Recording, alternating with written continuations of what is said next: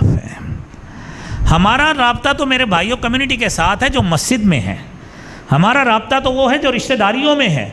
ہمارا رابطہ تو وہ ہے جو تعلق داریوں میں ہے. بدقسمتی سے یہ یورپین کنٹریز میں نہیں تھا. خامد اپنا کام کرتا ہے، بیوی اپنا کام کرتی ہے، بچے اپنا کام کرتے ہیں. انہوں نے اپنے باہمی رابطے کے لیے سوشل میڈیا اپلیکیشن بنائی جس کو فیس بک کہتے ہیں کہ ہم اس پہ ایک دوسرے کے ساتھ دوست بناتے ہیں اور اپنے خیالات کا تبادلہ اس میں کیا کریں گے.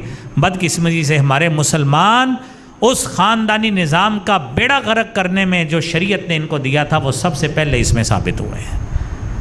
انہوں نے ان کا نظام پکڑا اور شریعت نے ہمیں یہ نظام دیا ہے جس میں باپ کے حقوق ہیں، ماں کے حقوق ہیں، اولاد کے حقوق ہیں. یہی باتیں آپ نے پچھلے جمعہ سنی ہیں کہ والدین اپنی اولاد کو لے کر بیٹھیں، انہیں وقت دیں، ان کی تربیت کریں.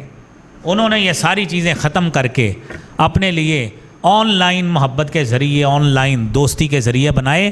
ہماری مسلمان قوم اس کا ایسا شکار ہوئی کہ وہ بھی اس میں دلدل کی طرح پھنستی گئی.